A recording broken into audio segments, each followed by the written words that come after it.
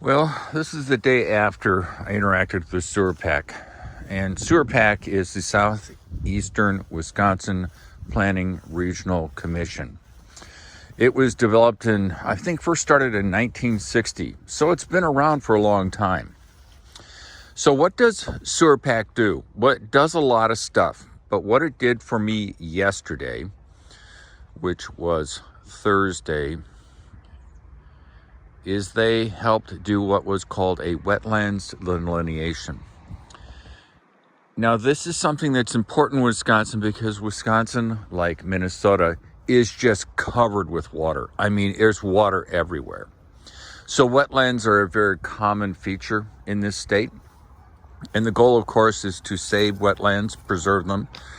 They're an important part of the system that produces water for the state, controls water runoff. It's just critical.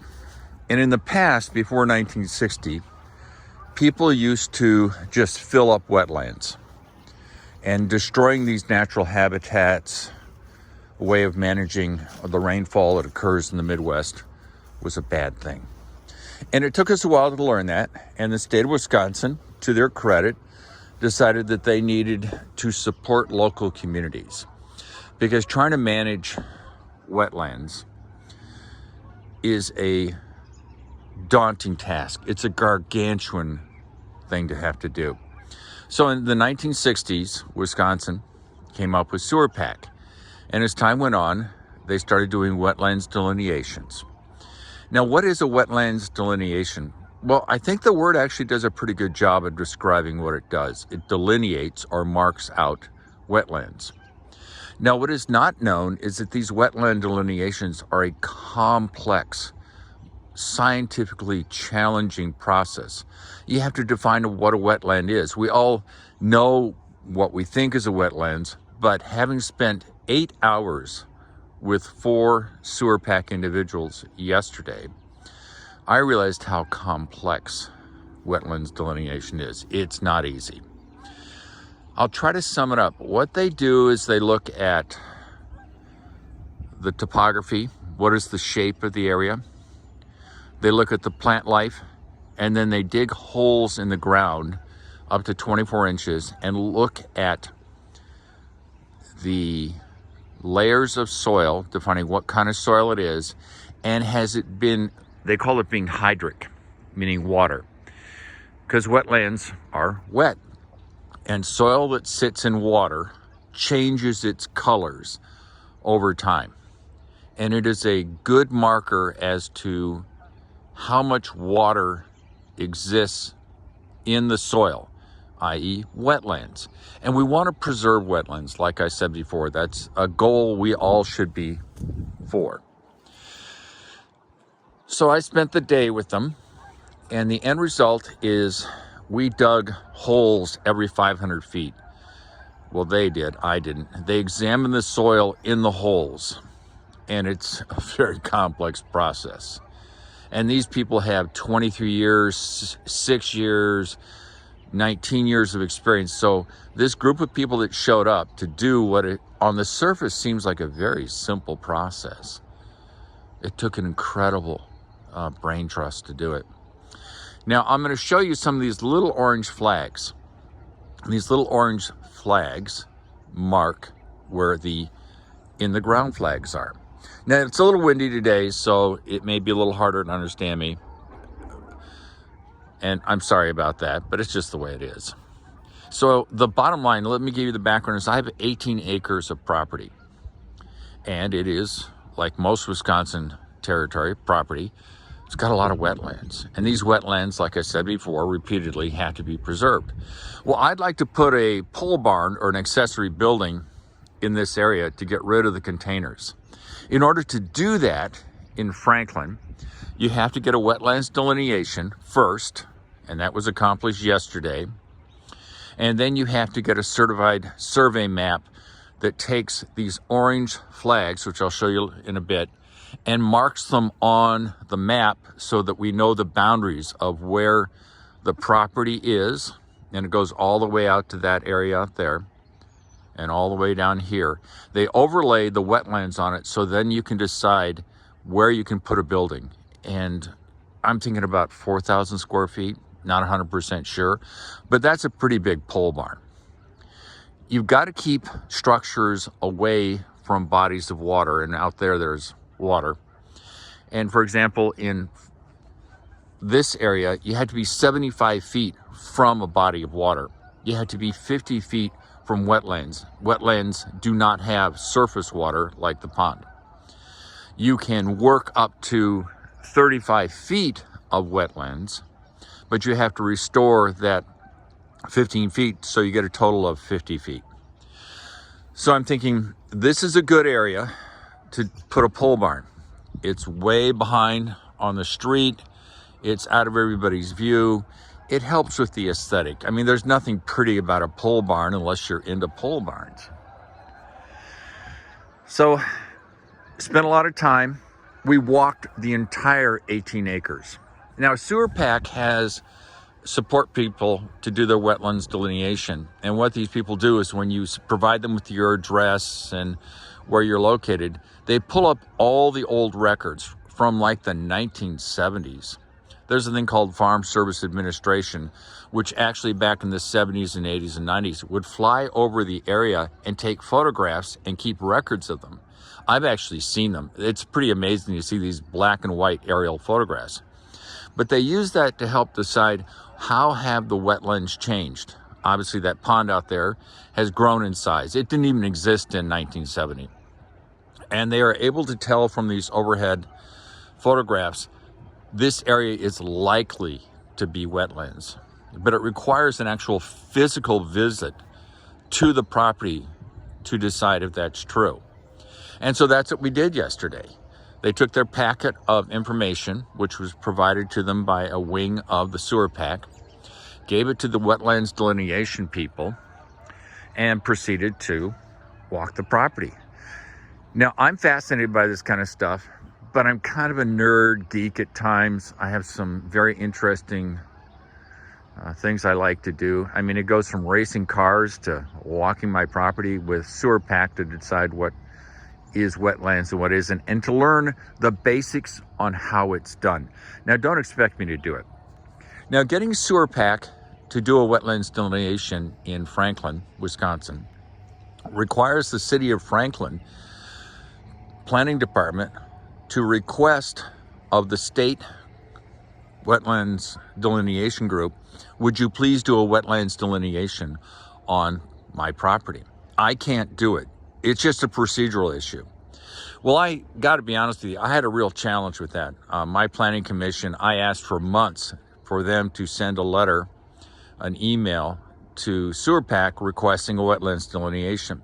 And for reasons I still don't know, they would not do it. It took the help of some people in the city of Franklin to go down and talk to them, and they sent the letter out. Now, a wetlands delineation doesn't cost you, the end user, or the city of Franklin a dime. It's a service provided by the state of Wisconsin for free, which makes the city of Franklin not requesting a wetlands delineation even sillier. The city of Franklin was trying to have me hire a private company. There are companies, privately owned companies, that do this same service, but at the cost of about $5,000 to $6,000. I don't know about you, but that's a lot of money. So I had pushback from the city. They wouldn't allow me to obtain a free service that doesn't cost anybody any money. They wanted me to spend $5,000 to $6,000 for me to hire a company to have them do the wetlands delineation. Once again, I still have no idea why.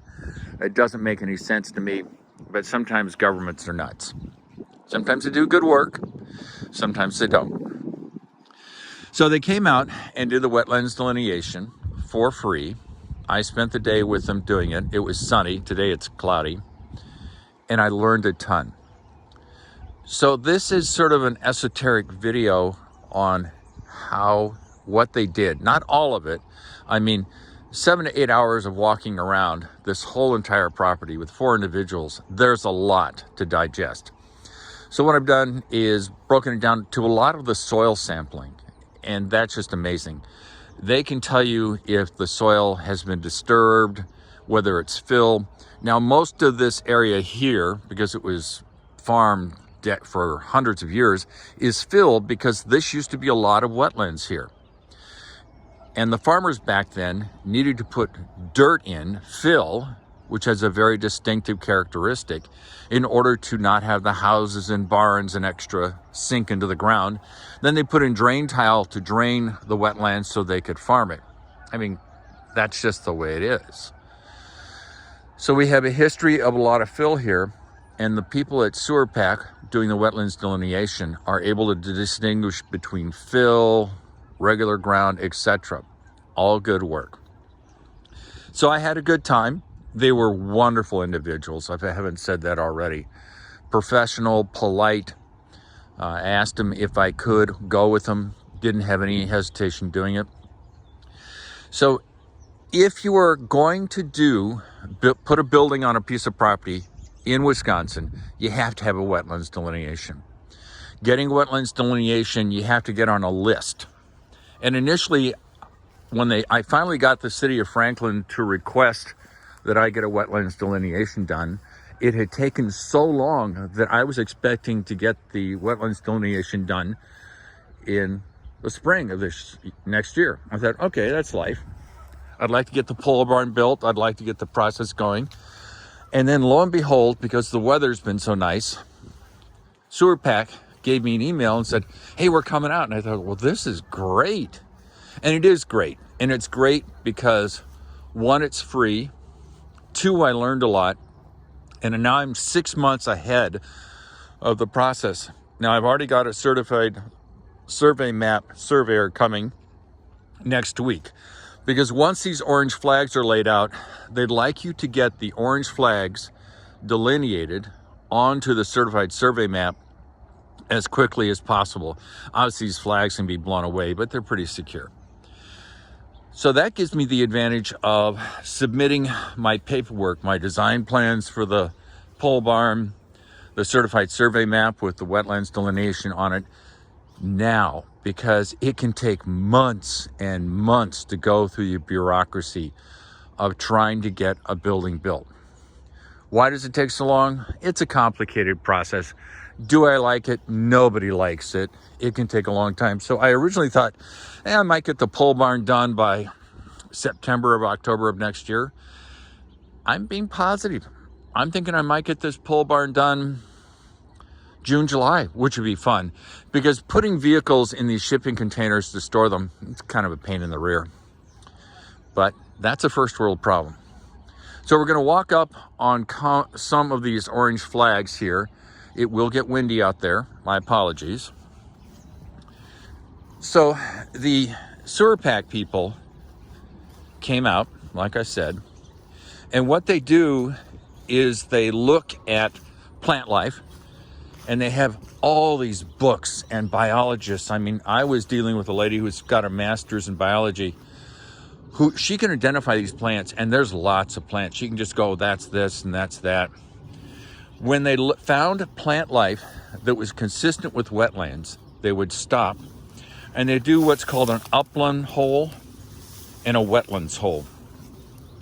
The wetlands hole is, for example, right here. See, this tag is put here so the certified surveyor can actually find these little flags easily, because you imagine if you didn't have this, you could never find that flag. Then they do an upland hole, which is where there is no wetlands. Upland, up from the wetlands. They dig a upland hole, which is gone, it's been filled, and then they dig a wetlands hole. So they do a number of things. They look at the topography. There's water right over there, so that helps. And because they've been doing this so long, they're able to go, oh, cattails. Well, that's a wetlands plant. So they know the odds are really good that if they dig a hole here, 24 inches, they'll find soil, hydric soil, meaning it's been in water. The plant life goes with it, and the topography. And those three issues, combined with the maps they've got in their hands, allows them to say, this is wetlands. From here over there is wetlands. And what that means for somebody who's building is that from here to 75 feet, there cannot be a building next to the wetlands. So I hope that helps. You can see there's a flag here. Same process. The flag is here, this little orange flag, so that the surveyor can find that little tiny flag down there. So that's how they do it. And it was a long walk, man, covering 18 acres. And then watching this group, the fine group of 4 people, determine that yes, this is the plant life. So it was like it was a team effort. They'd walk around, and their senior wetlands guy, I'm not going to mention his name, wonderful man, would say, dig here. They'd find where they thought the wetlands hole needed to be dug, and then they do an upland hole, meaning that they wanted to make sure that about 10 feet away that the wetlands soil ended up there in the upland hole. So we did that every time. Every time we'd find an area that was wetlands, we dig a wetlands hole and an upland hole. Wetlands hole, upland hole.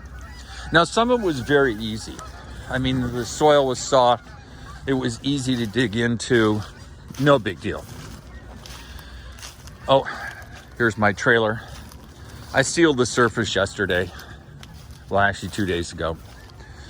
So what they're doing this walk around, or walkabout as we say in Australia, mate.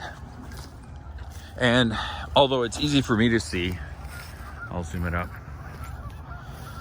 You see all these little white flags fluttering in the breeze. And that's, like I said before, marks where the marker flag is in the ground.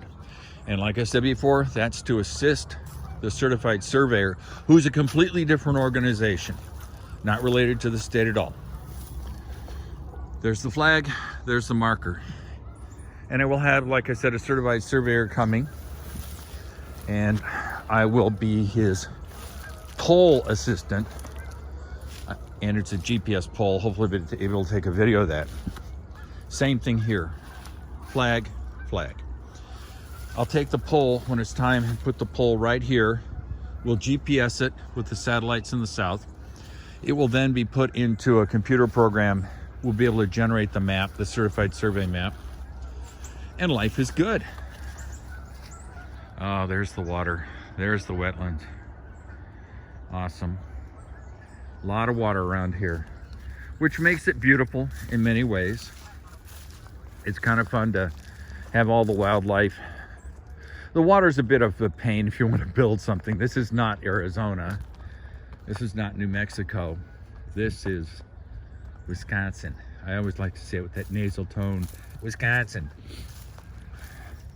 So that's the plan. Thought I'd give you a little preview of what's going to happen.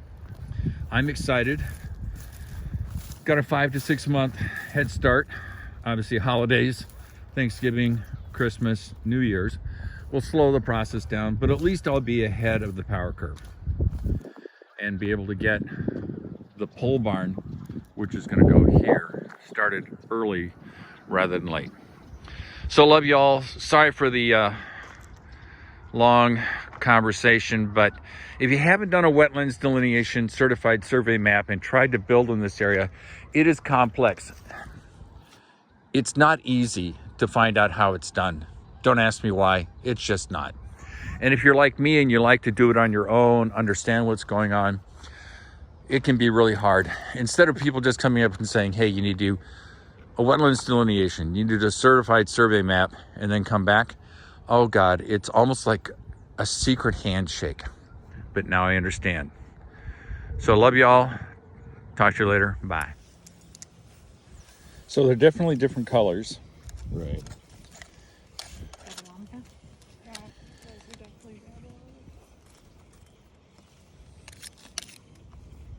So we got dark, dark, dark, dark, dark, dark, and then Right. Okay, well, I'm happy you have those, and those are Is, so I'll explain to everybody who's watching. We took a sample out of this hole. yep, took a core out of there.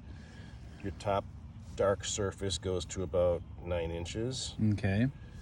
So the first thing I'm going to look at in there is there any of that redox feature that you mentioned? And what does redox look like? It will actually, and it's clearly wet. You can feel the moisture in there, and Oh yeah. so we're going to have saturation to the surface, like Jen just mentioned. It's probably a loam or a clay loam, I'm thinking. Clay Maybe everywhere around here. Yeah, or silty clay loam maybe. Okay. And then it's a different color here. Right, and that's what's called a depleted soil, and that's depletion itself is a sign of hydrology. Oh, okay. That you're often saturated down here, and that's what takes the The nutrients and all the darker color on color it. changes the soil. Okay. And you see the redox in here, that orange. Oh yeah, I can see the orange. Yeah. Now I didn't see that up here, but if this is dark enough, you don't necessarily need it either. So I would check in the book we have whether it's dark enough to require that or not. Oh, so even though this one's easy to see Well, the orange. You have the depleted layer. Yeah. If this is a dark top, a dark surface, dark enough, it meets an indicator that way whether there's redox visible or not. Oh, so there's more than one criteria for Well, redox. yes, there's many hydric soil types. Okay. Is there water at the bottom, Shane? I feel like I'm at a gas station now. And they stick those sticks in Not yet. the fuel tanks to get the level. So what I'm going to do, since we're just doing a probe here to investigate the hydrology more so than the soil, we figured it was likely we were going to have a hydric soil to begin with. So I'm going to go on further to see if I can identify where the water table is. So we went 18 and now you are going. I'm going to try to get down to 24 at least.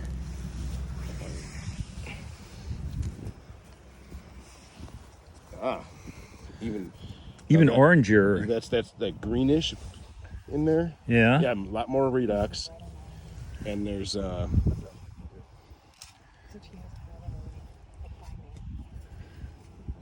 I'm right on the line here. Oh, okay. So Just remember that when I'm not here, you want to start to probe. You're like, bet you I'm right on the line. right. So that, let me just check my depth again. Let's see. Now, because there's a lot of clay content in here, it may not, let the water be free, Okay. or it might take a long time for it to come out. Oh, but we have water. We have water.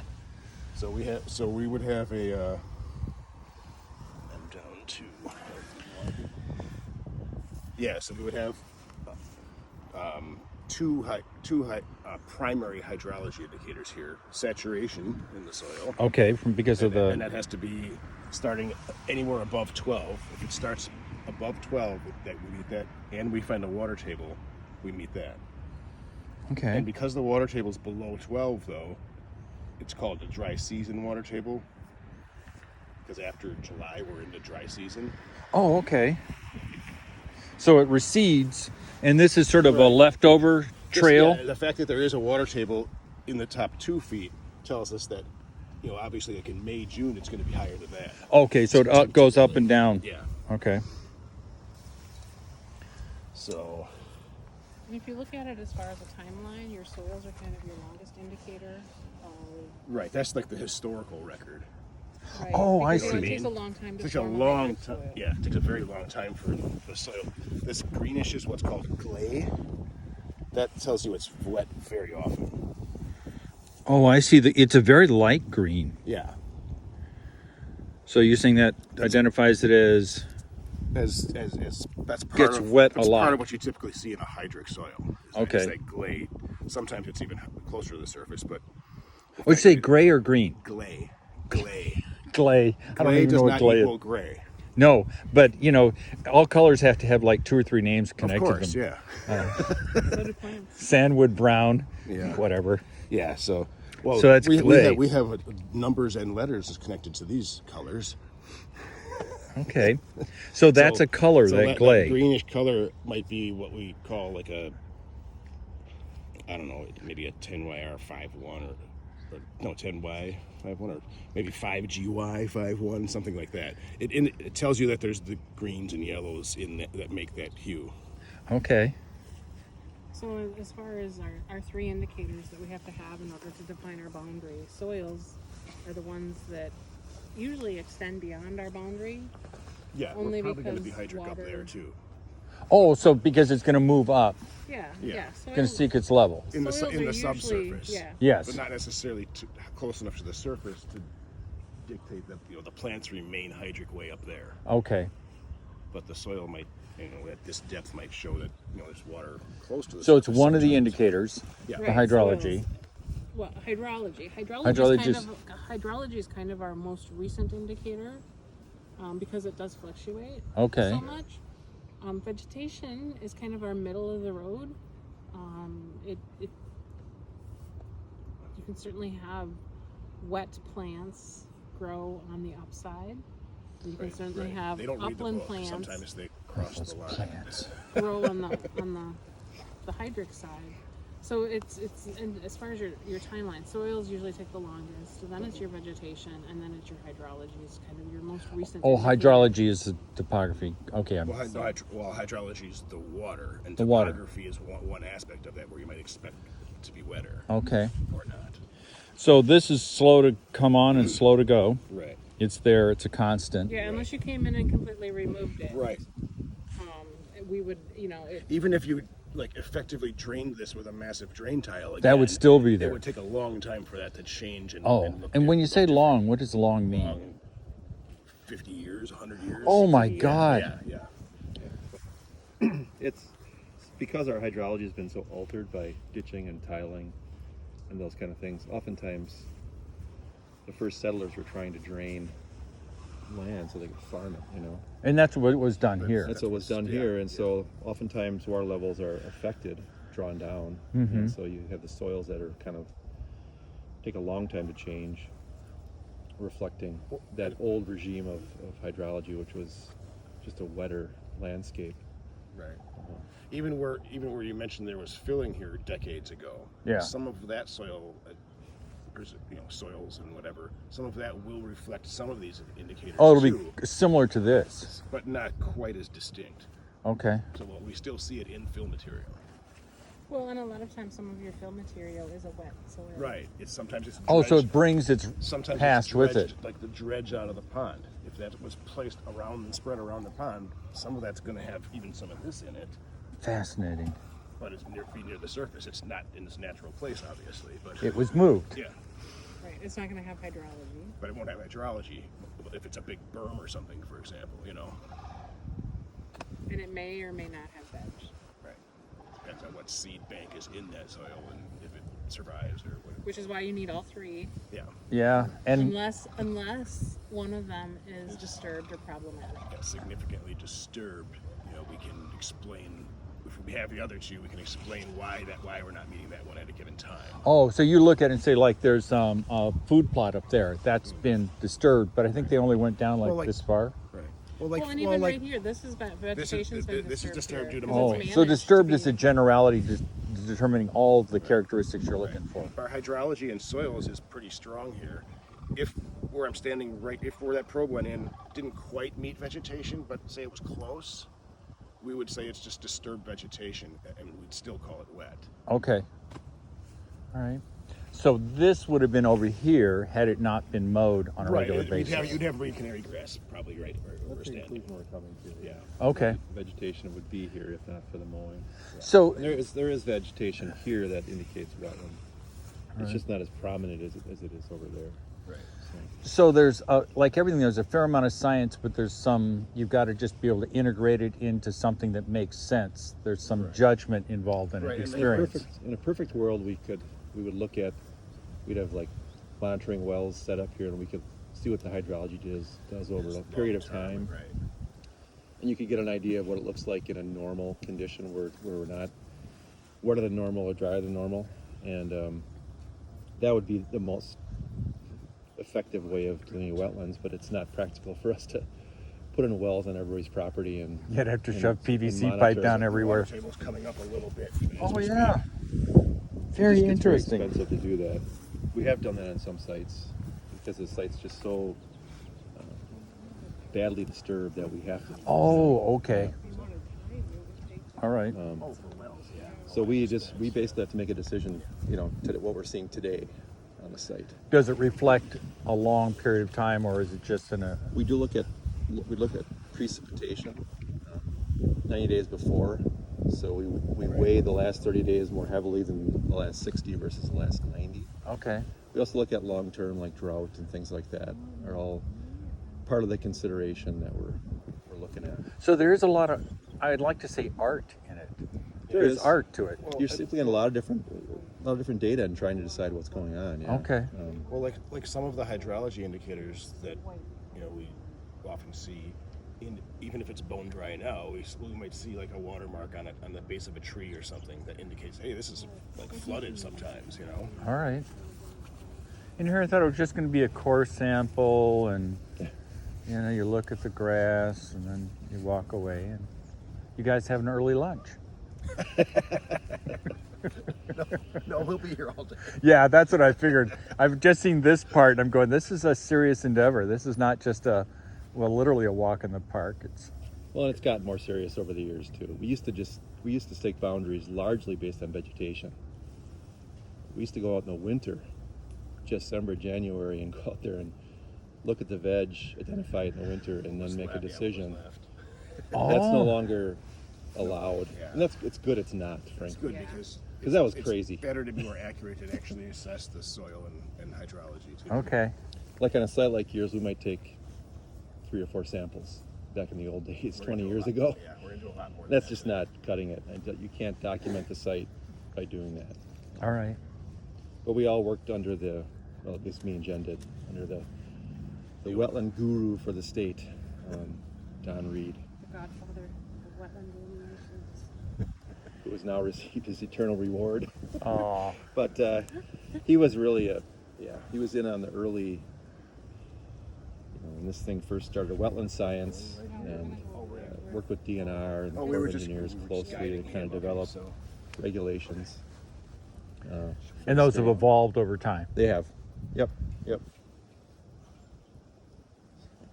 You don't have to put it back in unless you feel driven. He likes to put it back in. Okay. If it makes you happy, then it makes me happy. Yeah. I guess Say to one of my the wife. other strengths too that we have is there's probably over 50 years of delineation experience between the three of us. So Okay. here we've it's seen a splash. lot of sites, seen a lot of scenarios. Yeah, I know my neighbors wanted to put in a new septic system but under new criteria since it's all fill here. Couldn't be done. Yeah, they'll put in a storage container Holding or tank? something. Holding. A holding tank, yeah. Yeah. Which has to be pumped. Yep. Right. Yeah, it's interesting. All right. What do we do next? Well, he's gonna start staking. He's gonna start staking, with the information we just got here. He's gonna start back there and go all the way around, and we're gonna go over there and start doing a full pair of samples. Okay. So every 500 feet, we try to do a pair of samples. Okay. Every 500 feet of wetland boundary. It's kind of our guideline. Unless we need it somewhere else, it's too All right. confusing without it. So. Now, I was told I should get a hold of a surveyor now and say it's time to come out and put this certified survey map and get the wetlands delineation in. Yep. Okay, do they need to call you or anything, or do they Well- just come out and look at them? I'll give you a map. I'll email a map to you. Okay. I'll just draw on this air photo, kind of what we staked today. And if you get that to him, that'll be enough to. They'll know where the flags are. They won't have to Yeah. be schlepping around. Right. Okay, Pictures of our cool. sites So. over here, and then send you back with a tablet. Yeah. Well, after we're done today, I'll give a call. I've got a couple of names and numbers. and- Yeah. If you need someone names, So, trying to think who works okay, down we're gonna here. move over. Mike Casey. I'll be there. Okay. Yeah, I'll need that because I find that people are busy or they can't make it, and it's, I don't want to lose the markers. Right. Yeah. With mowing here, I suppose you want to get these. Well, I'll taken just care tell of. Bob he's done mowing here, or he has to mow around them. He won't care. Okay. He's a very pleasant fellow. I'll start with you just for a minute here, and then I'll go over with them because Jen's gonna have me do the wetland line with the tablet. But Okay. I think I got basically go around, and in each wetland area we identify, I mark down which species we You find. know all these species? Yep. Okay, my mind is just temporarily gone. If there's anything I don't know what it is, then I collect one, and then I'll identify it like under the microscope. So how do you have a microscope with you? No, well, I have a little hand lens, but a lot of plants I just know by sight because I've Okay. been doing this for a couple of years. And then I kind of say like what kind of community it is in each wetland, and then if there's any kind of disturbance. So like mowing, like this lawn area obviously has been mowed, so that's kind of a disturbance to the wetland. Oh, and everything's been filled, so it's Yep. going to be filling. And then you probably have siltation and sedimentation by the road Yes. over there. Oh, God, so, but then we'll probably have I'll have a couple different wetland areas, but this is the big one here, and then we'll probably have some more. Oh, we got around. some big ones here. Yeah. So that's basically what I do, and then I also help them with the equipment or like GPSing and stuff, but I do this first and then go help with the other stuff. So how long is an internship? I've been with SEWRPC since May, and I'll be done at the end of December. So they kept me a little bit longer. Do you get to do the reports at all? No, I don't have to do the reports. I Oh, just do the gladly you field- say, yes. So where do you go to school? I just got my master's at Parkside in Okay, Kenosha. Kenosha, yeah. Yeah. And so it's an intern part of the program of getting your master's? No, this was just like my first job, just kind of out of grad school, basically. Oh, so this is a real job. Yep. Okay. Yep, I get paid. Oh, that's good. Yeah. Working for free sucks. Yeah, I can't really do that, rent and No, car, yeah. all that stuff. All that little stuff. I definitely have to. The shovel is out.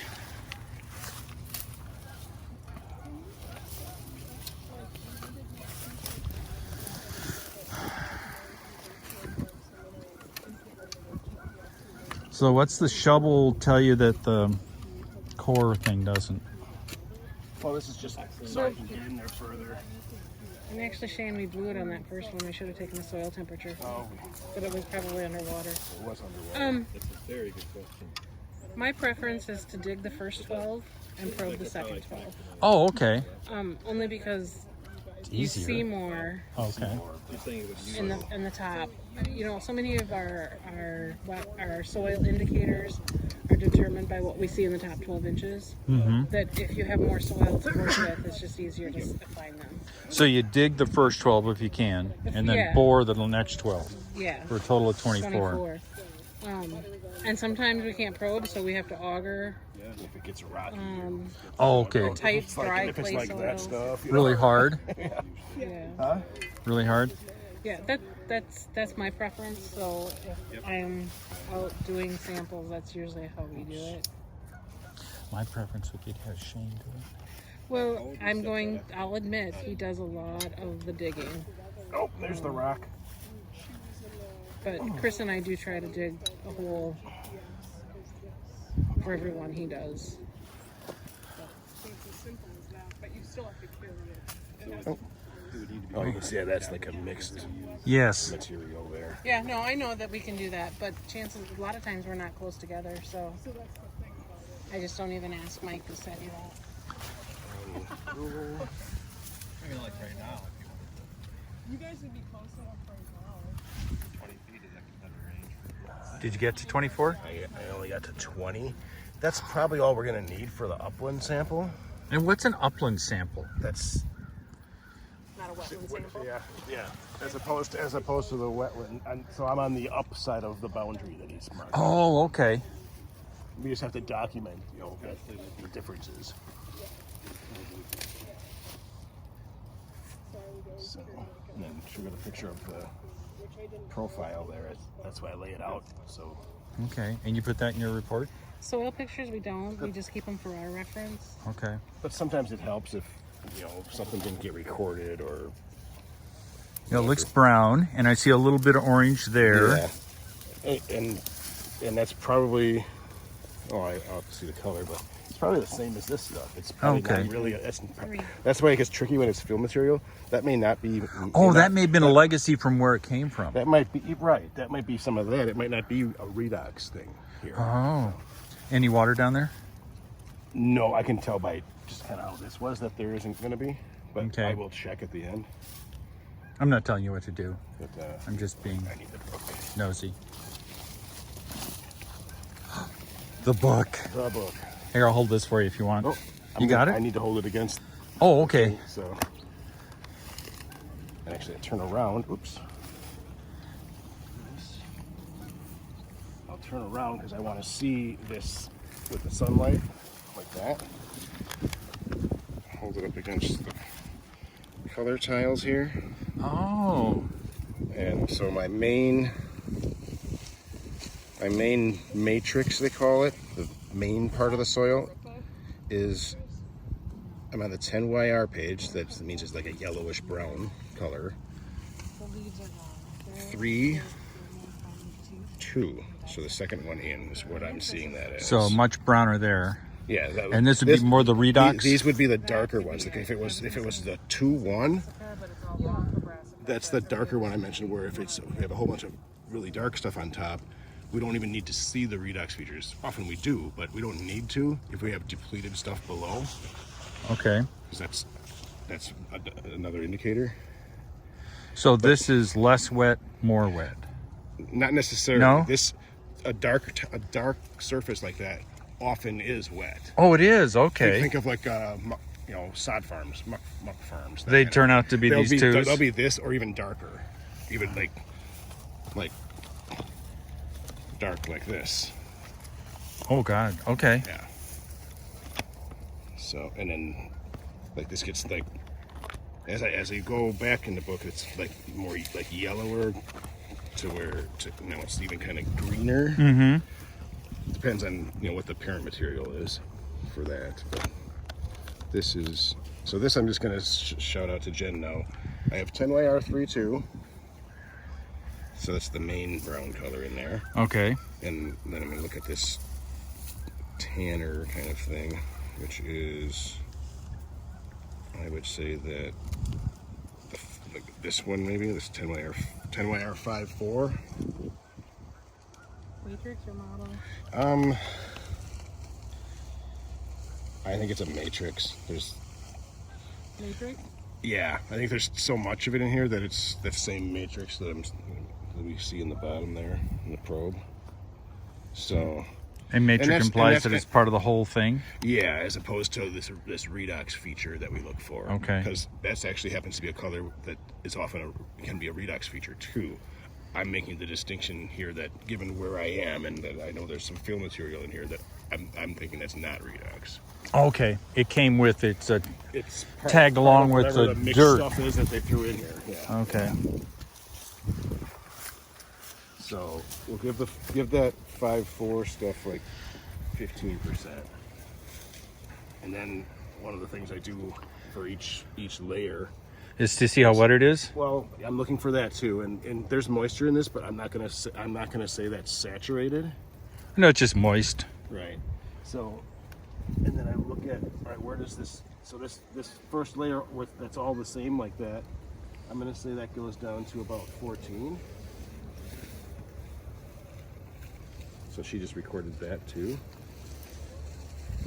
And the other thing I'm doing, why I rub it like this, I'm trying to determine what is the texture. Is it a silt loam, a clay loam, that kind of thing. And it's a judgment call. I mean, yeah, it's not. It's maybe clay, but it's. I think it's pretty silty. So Yeah. It crumbles nicely. When I used to garden, this would be. Smears like that. It's generally got a lot of silt in it. Okay. If it ribbons, like kind of. I'll show you with the clay loam if we find some. I'll probably get one down there, but it would more like form a ribbon like this. Oh, I see what you're I saying. mean? Yeah, I know exactly what you mean. That's Yeah, what clay does. this is crumbling. Yeah, so this is a silt loam, and then I'm gonna go 14 to 20. Is this mixed stuff. It has more of this light stuff in it. So that's why I didn't think that it was redox. I can crumble this? necessarily. Sure, I'll use this one. Oh, it crumbles. Yeah. Oh, it just falls right apart. So the second layer.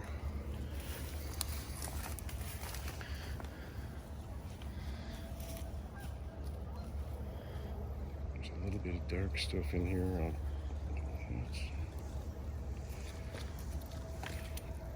Oh, that's plant stuff. See, then you have to be careful what you're coloring too. I don't want to. Oh, yeah, I see what you're saying. Plant material that got buried in there.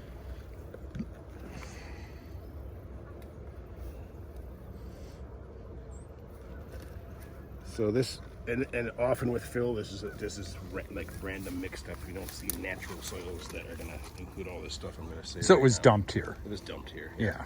So this has 10YR44 as a matrix in it, some 10YR21, and some 10YR42, all matrix.